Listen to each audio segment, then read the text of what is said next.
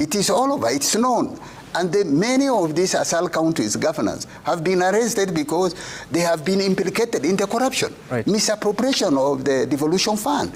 But I don't say they are all, I don't blame all of them. It is all over the country. People are corrupt all through. And it is not only in Isiolo. If you look at Turkana, there is 3 teachers who are managing 4 schools. And one of the teachers, assumed to be a teacher, was class 2 dropout, who was managing class 1. And she dropped out in class 2. And she was teaching class 1. And she dropped out in class 2 because there is no other capital resource there. So it is not all over there. There is one in Daraka. There is another one in Kajiado. It's all over spread. It's not only Isiolo. But the fact is, the issue is, if we put all these things, quality education entails quality teachers, trained teachers for all the subjects. 2, infrastructure development for all these people. And where does it come from? We as the stakeholders are responsible for all this. The parents who are through BOM, they identify the school needs. And then they identify all other challenges that the school encounter. All right, Dr. Galgala, let me hear from Janet here, because important points that Dr. raises here, but at the same time, there's all this blame game that education is a national function. It's not devolved. If you go to the schools like what I'm referring to, that Amine Chebet was able to feature in Isiolo County, you don't hear a lot of people taking responsibility. So how do we make sure that happens at a time that the Minister of Education is also talking about that after this intake, we'll have to audit and see, do you actually need all these schools based on the numbers that eventually enlist? I came across some data from the Commission on Revenue Allocation that was very interesting. And I do not want to dwell on Northeastern and Alliance because the issue has become so much politicized and the issue has been missed. But I want to give an example of Nairobi, for an example. Nairobi has only 101 public secondary schools. And according to the data of the learners that start grade 9 in Nairobi, there were about 71,000. So I want Nairobians who are listening to me to tell me, at what point will you escape your child to be admitted in a day school somewhere outside Nairobi? Because 71,000 of our children cannot fit in the 101 secondary schools that we have in Nairobi. And when we want to have conversations with our leaders, it is you who will not agree to hold your leaders to account.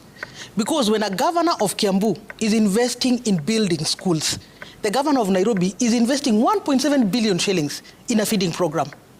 Those are your priorities. So you finish eating, after eating, your child does not have anywhere to go for secondary school. In short, what I'm saying is, our choices have consequences. Let us be serious about the investments that we make. When you hear people saying that communities are spending a lot of their resources to build schools, like for an example, I think a county like Nakuru, for example, that has quite about 343 public secondary schools against a population of 53,000 that sat the grade 9 tests, for example. It's very hard for you to hear residents of Nakuru complaining that our child was called to a day school outside our county because they already have enough home schools. And the same situation happens in Muranga, happens in Nyeri, and but there are counties like Mombasa. Mombasa has only 50 public public secondary schools. So that much as we do not want to have this conversation, we cannot keep saying counties came so that then we are self-governing, so that then we are using resources in the best way that we know how. How is it that you do not know that you have less secondary schools than you would need? How is it that governors have money for everything else apart from what matters to them? And they want to bring these conversations about, alliance. We cannot keep talking about alliance. In any case, the leaders who are talking about alliance high school, I dare them. How many alliances have you started alliance, the one that we are talking about, was begun by colonialists. What have you done? I mean, these are conversations that we really must have. But on that point of governance, knowing too well it's not a devolved function. Let me correct you. Yeah. How do you explain that a feeding program, it is not a function of the county, but it is being implemented? So do we go cherry picking? We don't want to do this, it is not, it's a national government function. Do we want to do this, it's not a national government function, yes. Education, yes, at a basic level and a tertiary level is a national government function. Sure. The governors should only be engaging in ECD, early childhood. Is that what they are doing? Unless there's a concession between the county government and the national government. We know that governors have secured concessions with national governments to do other things that are of interest to them, especially issues that advance themselves politically. Okay. That's what they are doing. Okay. But the issues that are really important, how do you explain that Nairobi has 101 public secondary schools? Where do you expect Nairobi children to go? They will go to Kuria. They will go everywhere else. And then parents will be saying, our child has been called to a day school. What would you want the Minister for Education to do? All right. Now, Dr. with all this conversation, and of course, it's potentially emotive and political, but it's reality that there are certain regions that are struggling with the level of schools that they have, the quality of schools that they have. And being a Kenyan, you'd want your child to go to the best. Yeah, that's true. But first, let me, address the issue that we missed about day schools being merged. And I'm a strong advocate of that. The reason we have day schools almost in every village, even when the next school does not have enough students, is because it's political decision making. An MP comes in and wants to start their own schools. So, and then you have two schools, they both have school buses. They have, so I have argued very strongly, we need to merge and see how we can even share those resources. It makes sense.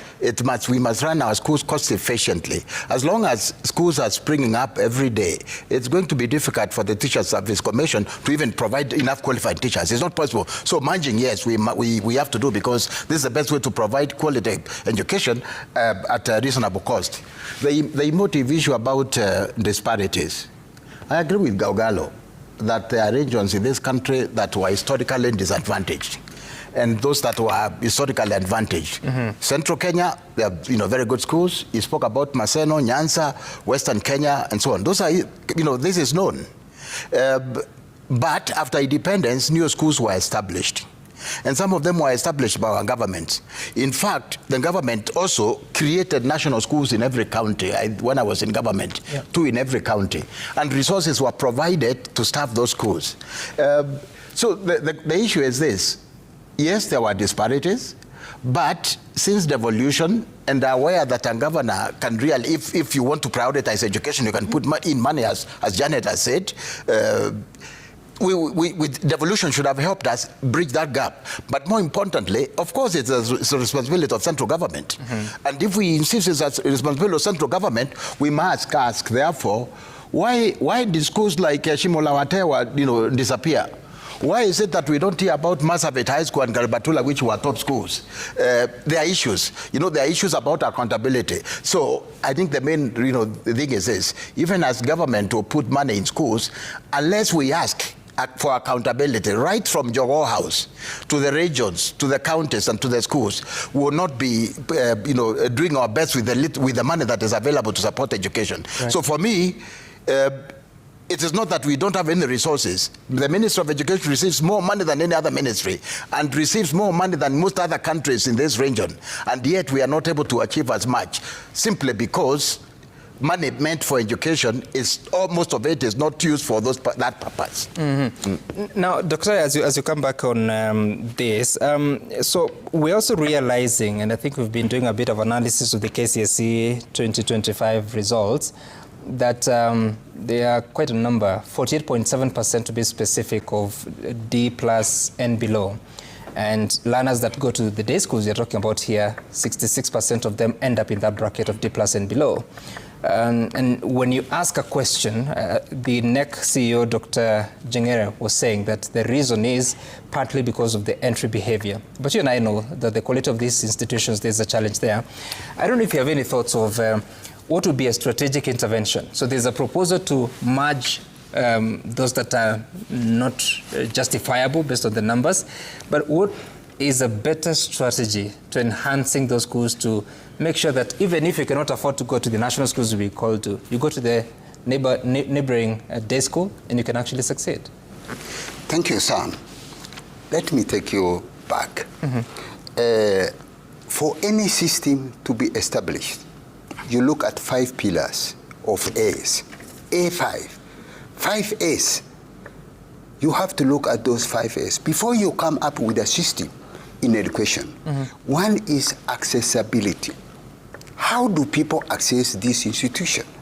You look at it, that you have to look at the access. 2, the 2A, number 2, is availability. Availability of the school. Where are they based? Are they able to access these available schools in their locality? And that is another one. Then the second one is when we have, the other one is after availability, you have found the school, then you look at affordability. Affordability in the sense that you are paying fees, you are buying books, you are training teachers on the cost of the basis economic output for these people to achieve whatever education they want. That is affordability. You assess before you come up with a new system. Like this CBC or 844, you have to come up with this number 3. After availability, you look at what is called now acceptability. You accept the system. Is it affordable? Is it available? Is it accessible? That is what we call now acceptability. After acceptability, then you go now to embrace the new system that we have undergone all those processes. The 4th one, now we are coming up to what is called adaptability. That is now you adapt to the new system that is conducive to everybody. Now coming back, the issue is the boarding school in this country came as affirmative action, not the interest of the nation. Because if you look at the Ominde report, if you look at Ominde report, Gachagi report, Kamunge report, not Make. Make is a change of the system.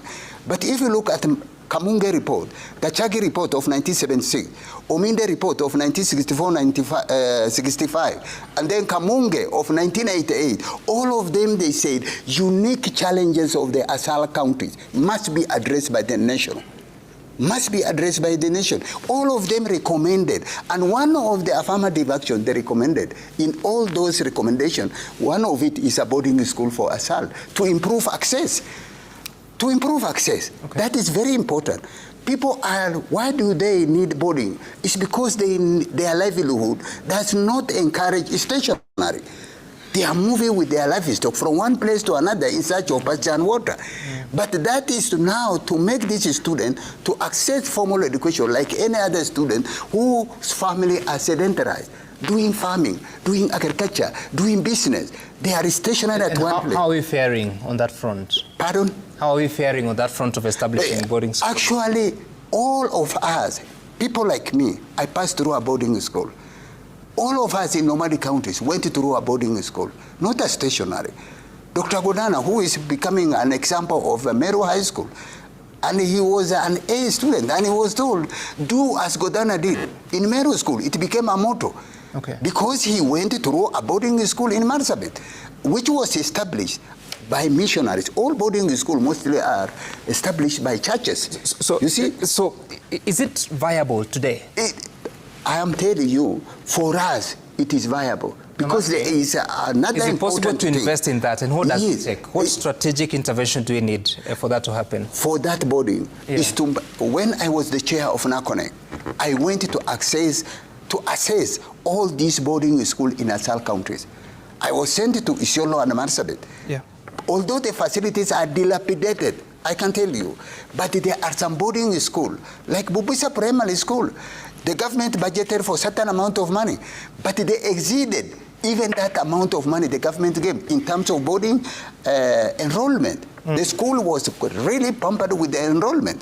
If you go to St. Teresa Girls in Marsabit, if you go to SKM, where I attended the first group we attended is overwhelmed by the boarding student. So this can improve now access. This is the access I was talking about. And then the quality is also entailed. But coming to day school is also another way of improving access. A good example I give you. It's not only allowed. There's a school, which is a day school, which is called Morijo in Samburu. Out of 171 students who sat for this KCSE, 147 of them are secondary, university intake admission. 147 out of 171. I have analyzed all this. So it means... All right, Dr. I hear you. Yes. Janet, your thoughts about the quality of grades we continue to receive, and like I had told Dr. Galgalo, despite the entry behavior that the marks may be low, we've seen situations, we've seen situations where that mark can actually be improved to a quality grade in KCSE.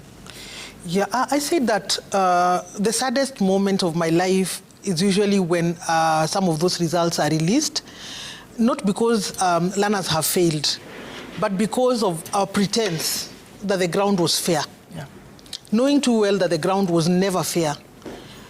The truth is that most of our day secondary schools, as much as we're here saying that day school is a way forward to expanding access, government does not invest in day schools. And that is a fact. And even now, when we are saying that 44 billion, I saw the president saying 44 billion shillings has been sent to schools. But the devil is in the details. How much actually hit that day school?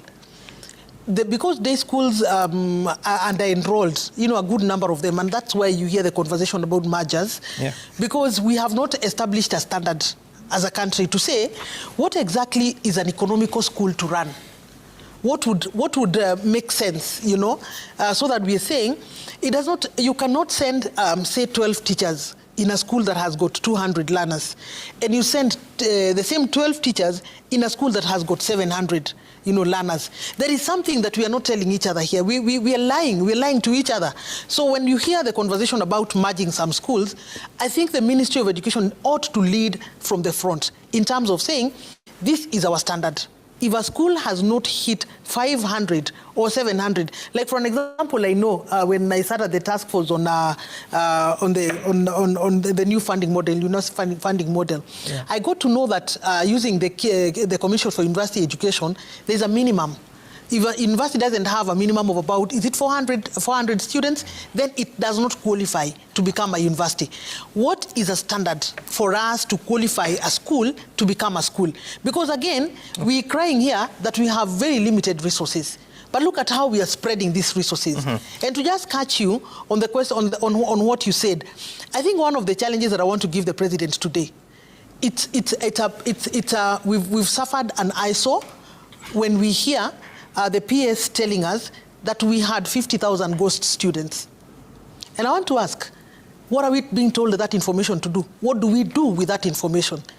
There were 50,000 ghost students. Did ghosts withdraw the money? Because money was sent to those ghost students. Did ghosts withdraw the money? No, there is somebody who withdrew the money. That person is either in Jogo or somewhere in Treasury, because the teachers of this country have come out to say, no, it is not us. We gave accurate figures. Who exactly is this? Who exactly is this? And when the president is saying, we are really tough on corruption, and I am asking, you're tough on corruption, so where are these 50,000 ghosts? Even a small show cause letter. We have not seen any show cause letter to anybody. We have not seen anybody writing statements at the EACC, and you're fighting corruption. You are not fighting corruption. And worst of all, we cannot be telling parents there is no money. We cannot be telling head teachers there is no money. Yet, 50,000 ghost students. And I think to just, because this is unanswered by the PS, that these schools, most of them were secondary schools. Meaning what? Primary school is not lucrative to have a ghost because it's a common 1,400. So secondary school is why it's lucrative to have ghosts because it's 22,400 shillings. So I think the issue of accountability, as Dr. Kilemi Mwiria is saying, is one that also the ministry needs to lead from the front so that even head teachers can also be accountable. If you're not accountable as a ministry, where would you be coming from to ask head teachers to be accountable? All right. Dr. Kileme Muria, your thoughts about the many issues that have been spoken about, but also we're transitioning in now to the competency-based education. I think KCSE has only 2 cohorts, this year and next year. And KCSE has been very easy to even analyze the sort of performance we're having. Soon, it will be a totally different affair. How do you assess return on investment in education? Because if you're pumping in 706 billion shillings to the education sector every year, KCSE shows you that 50% of that class is scoring D+ and below, and I know the pass mark is D+ according to the Kenya National Examinations Council, but a significant size of that class failing. As you transition, how do you measure return on investment or value for money? Yeah, first let me make some points to react to what my colleagues have said. Yeah. One on on day schools and the managing and numbers, and and Janet knows again because she was in this team. We did recommend the very minimum a school, a number of students they should have for it to qualify to be registered. Mm-hmm. We did. That is already, it's with the ministry. The problem is one of implementation, and you don't want to touch politicians when they want to start new schools. Yeah. Secondly, the point Godana made about, Dr. Godana, Galgalo, Dr. Godana coming to middle school from Northeastern and being the best student. Yeah. And I'll tell you, I have been to school, and I know them professionally also. A lot of young people from Northeastern Kenya, when they get a chance, they're outstanding. Mm. But the reason they're outstanding is not because they have bigger brains, larger brains than any of us. It is because so few of them are able to make it through the system from that kind of environment. And the reason being, yes, it's true, it's government business. But what leaders realize in Central Kenya, in Nyanza, and Western Kenya, for example, and even Kitui and Machakos, is that although it is the responsibility of government, because we can't wait for government to do that, we as a community have to come together and improve the quality of our schools. And that's what they did. And members of parliament are interested in it. They follow up on the governance, on mobilizing resources from people and so on. That is why schools have come up that were never national, that are doing better than national schools. And it's just a challenge, Galgalo, Dr. Galgalo, to the people of Northeastern. And we are saying this in good faith, because we care for our children. The challenge is, if you have so much by way of resources, given the number of students you have to cater to, what is impossible about, I am one who believes, with all these guys, it is possible to have 2 alliances. One alliance boys, alliance girls in Marsabit, in Mandera, in those places. It is quite possible. And then we wouldn't have this problem of them scrambling for the few places that are elsewhere. Let me now come to the point you raised about how do we measure success. If there are so many failing, it means the system is not, it's failed. It's a system has collapsed. And it has not collapsed because of that child that is failing. It has collapsed because whoever is responsible to ensure that kid passes does not do their bit. And again, it is not just about head teachers, because then teachers can only do as much as the resources they have available to them. Yeah. It is about the top. These questions must be asked from the top. And the problem of ghost schools and ghost teachers, it is not, it is not a problem of local communities. It's a problem of Jogo House and the Teacher Service Commission. Mm. This is known. I mean, how many times has Citizen TV reported to us about ghost schools that are even used as tallying centers, for during elections? I mean, the thing is, and it's really astounding in this country. We are hearing all these reports. The biggest problem I have is that we do nothing about it. And we let it go so that we hear again about another terrible report about corruption and so on. So the point is one of, the system has basically failed. That's what it means. It's not the child. There shouldn't be so many failures in any system unless those who are supervising over that system are not supposed to do, that are not doing what they're supposed to be doing. Right. Now, our time is up, but I want us to take a look at the feedback that has come to us at Citizen, which one? Yeah, at Citizen TV Kenya. The hashtag to use is Citizen Tonight. What Kenyans are saying this evening, in as far as the conversation we've had here is concerned. So, protests hustler. What a name. Yeah, let me have a look. A whole generation will be going to waste. Why is that a new system which is totally unsustainable? Meanwhile, their children are studying under British system. Joe Amanon Sometimes media people just need to go to the ground, talk to open-minded teachers, not principals. That is when you realize an entire generation is being wasted, and in 10 years' time, the impact will be catastrophic. For instance, why introduce subjects that no one can teach in those schools? Joseph Wamboa, you're saying, sustainable change often requires advocacy at a systemic level. Governments need to commit to equitable education policies that explicitly aim to bridge the gap between different socioeconomic groups. Civil society and advocacy groups can push for reforms that prioritize funding. Or Rutwa Sam, you're saying the government has so many unnecessary expenditures plus corruption totaling into billions, which adds no value if well utilized, can offer free education in a country up to university level and above. Is that it? And then Wairindi, you're saying school principals are untouchable. It seems they collaborate with the officials at the ministry to steal from the parents. And Jim Ross, you're saying that government should consolidate funds allocated to MPs, governors, ministries, and the presidency, reduce excess spending, and redirect the savings to make education entirely free from primary institutions to institutions of higher learning. I bet that's what you meant. Then finally, Wanyeke says that the government has brought total chaos and despair in collapsing education system in his journey to make Kenya Singapore. Children admitted in day schools 400 kilometers from their home, 40% of grade 10 students unable to report due to economic hardship. Most students schools of their choice. Okay, it's like you're saying. On the issue of uniforms, the government should select a set of uniforms for every stage, one for JSS, another for seniors, all the same across the country. This would reduce so much wastage. Now, I have 2 minutes to split across for us to wind up, starting with Dr. Galgalo. Your closing remarks. Mine is about behavior, entry behavior. Right. And entry behavior, it depends on where you come from. There are some people who has facilities, but they are not performing. But there are some people who do not have facilities, but when they go to a good school, they excel even more than those who had passed through the exam. A good example, there was a child in Alliance who was admitted through computer system with 250 marks.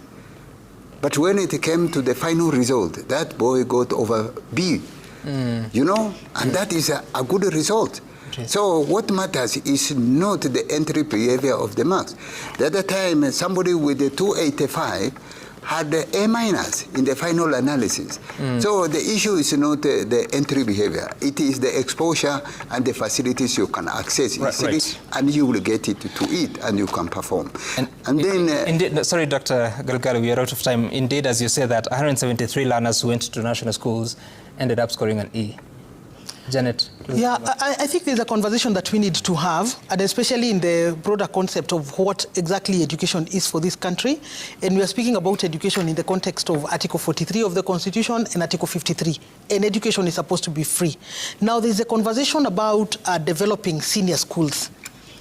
And that burden is likely to be left to the parents. And that's why you see the figures that you tabulated there were drawn from the Kilemi Mweria Task Force. Kilemi sitting right here, really brought education to affordable levels. But when you add the component of development, which parents are being asked to pay 20,000 and 30,000, it's really creating a burden on parents. And we need to agree, is it the role of parents to develop schools, or it is the role of government to develop schools? Because then it's becoming really a bottleneck towards access. I think that is a conversation that we need to have, because if the plan of government is to just send capitation, I always say capitation is like money for matumizi, it's pocket money for electricity. It cannot be the plan for funding CBE. Capitation grant is not the plan. All right.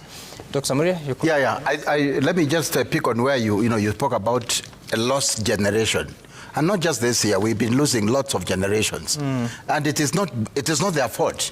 It is because those who are, in charge of, who are responsible for them doing better are not doing it. Yep. So, I mean, I think Janet said choices have consequences. it's okay to continue blaming government and our elected representatives and so on. Yet, we do nothing about it. So, if people don't put the right people in place, what do they expect? Finally, and it is good that we have ambition to be like the Asian tigers. Not a problem at all. But what they did, they made education a priority and ensured that not so many fell by the wayside. Right. Because there is no country that can develop by leaving 60% of the young ones out of the economy. And when we have all these kids failing, it means they have no chance to contribute. So it is important, to invest to ensure that we do what we have to do for our kids, not just for their own benefit or the benefit of regions like where Gaugalo comes from, but also for the sake of this country if we have to take off. Sure.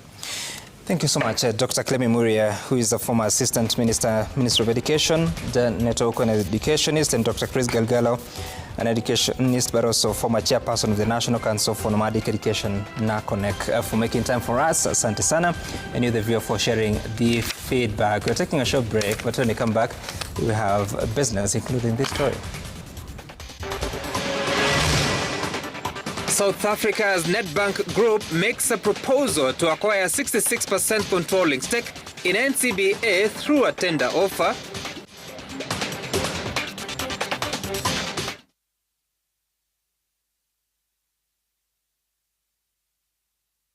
Not just a dreamer.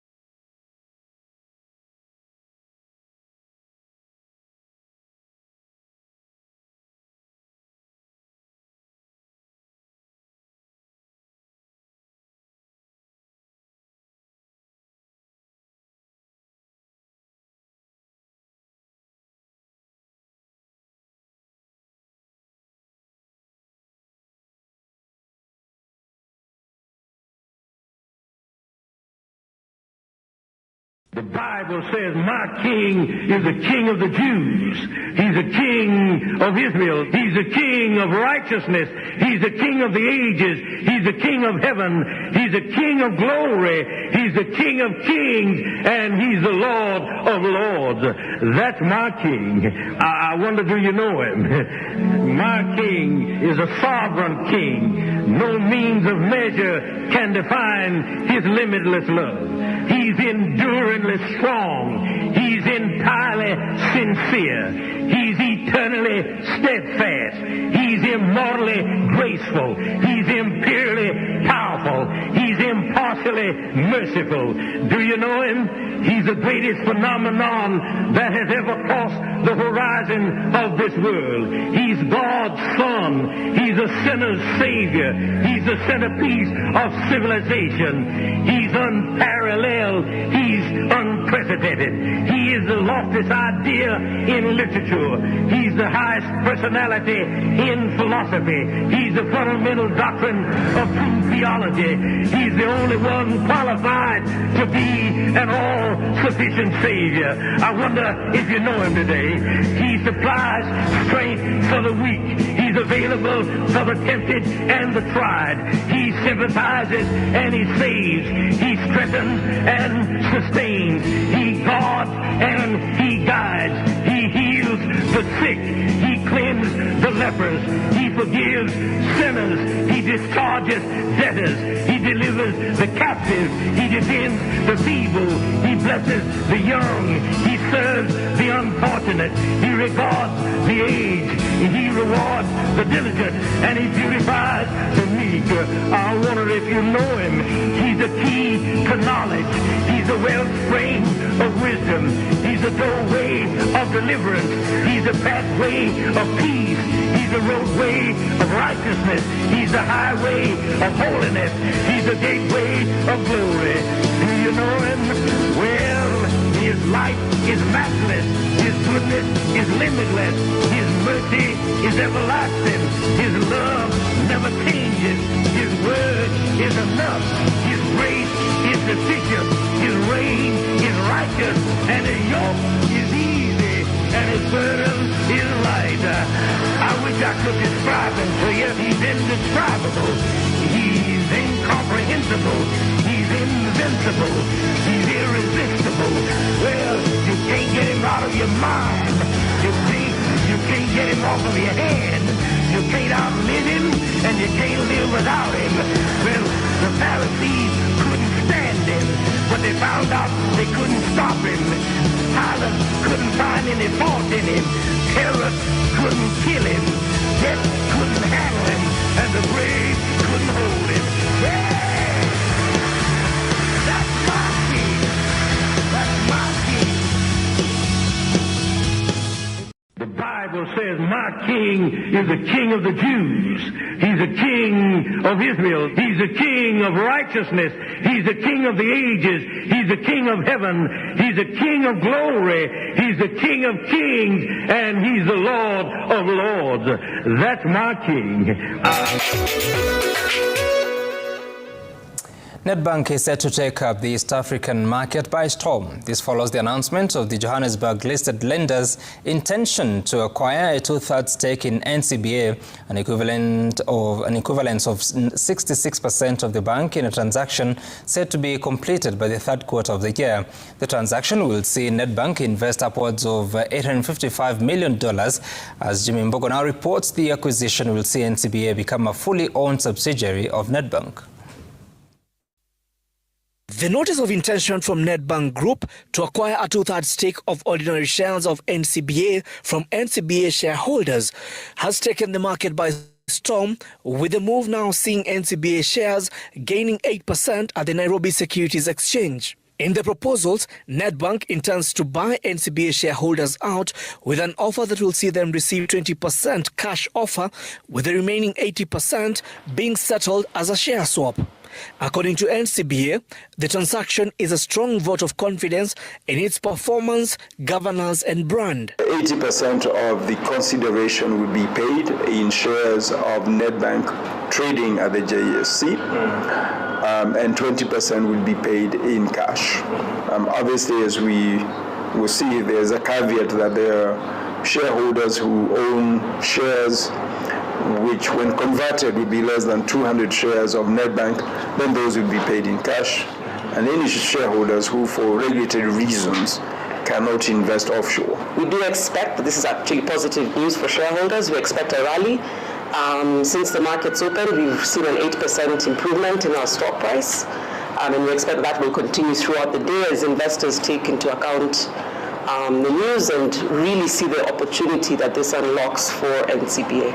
Despite Nedbank owning a majority stake in the lender, NCBA will retain its brand name, with Nedbank expected to use NCBA as a platform to expand across East Africa, while NCBA gains a larger balance sheet, access to corporate, investment and wealth management expertise, and new growth opportunities, particularly in markets such as Ethiopia and the Democratic Republic of Congo. This will give us access to clients that perhaps before we wouldn't have had access to. We have international clients in this market that tend to prefer international banks. We believe now we're in a position where we can go and compete for those clients with everybody else. There are Southern African clients who bank exclusively with Nedbank, who are here, and we think this gives us an opportunity to go after those clients. Gashora has further assured the bank staff and shareholders that there will be no immediate disruption to customer experience, emphasizing that customers will continue to enjoy their services uninterrupted. He also assured staff that there are no agreed changes to NCBA's management, arguing that Nedbank is investing in the current leadership team. Because Nedbank does not have a physical presence in the places where we operate, there will not be any overlap between us and Nedbank. And therefore, we do not envision our employees being affected negatively. Jimmy, you recall the reason we met many times when we were doing our integration was certainly because it affected our customers quite negatively, systems, people, and everything else. Jimmy Mbogo, Citizen TV, Nairobi. The Standard Chartered Bank says global markets are expected to stay strong in 2026, supported by continued investment in artificial intelligence, low interest rates and easing trade tensions, despite lingering concerns about market bubbles. In its Global Market Outlook 2026, the bank notes that although valuations, particularly in US technology stocks, are high, they are not at levels seen before the 2008 financial crisis. Strong AI-driven earnings, improved liquidity and a weaker US dollar are expected to continue supporting risk assets. Our view is that it is time to think ever more about diversification, and that applies equally whether you're looking at investor based here in Kenya, anywhere in Africa or anywhere in the world. Regardless of where you invest, I think that message of diversification is one we feel quite strongly about. We are watchful of cases of where inflation starts picking up. Right now is predominantly under control, and we are seeing central banks cutting rates. But again, a rise in inflation could upset the markets. But having said that, we are not putting a very high expectation on those particular lists. Kenya's vehicle market recorded strong growth in 2025, with new data showing a sharp rise in total sales compared to the previous year. Industry figures point to improved financing conditions and renewed business confidence as key drivers of the rebound. Our reporter Dennis Oteno takes a look at the latest numbers from the Kenya Motor Industry Association. Kenya's vehicle market grew by nearly 20% in 2025, as total industry sales rose to 13,583 units, up from 11,352 units recorded in 2024. This represents an increase of more than 2,200 vehicles year on year, signaling a strong recovery across the sector. Market leader Isuzu East Africa recorded the biggest volume gains, selling 6,494 units in 2025, compared to 5,390 units the previous year, an increase of just over 20%.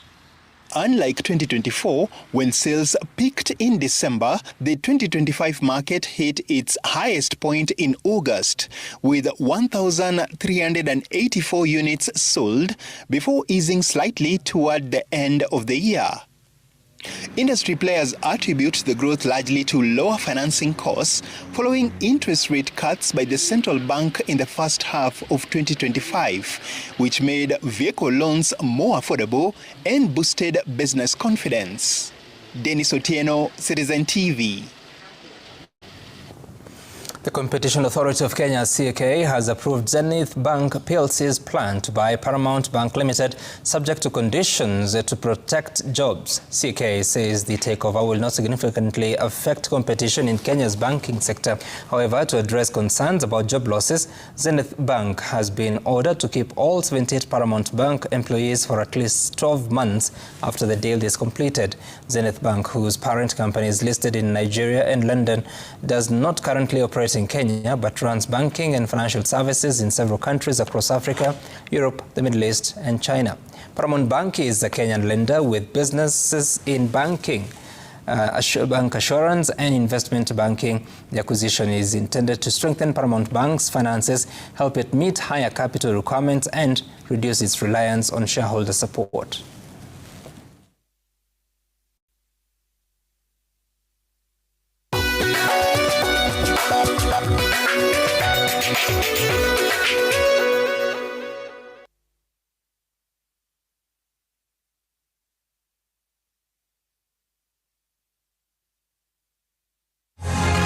At MKU, we believe education goes beyond the classroom. This is for the dreamer, the go-getter. It is about engaging with ideas,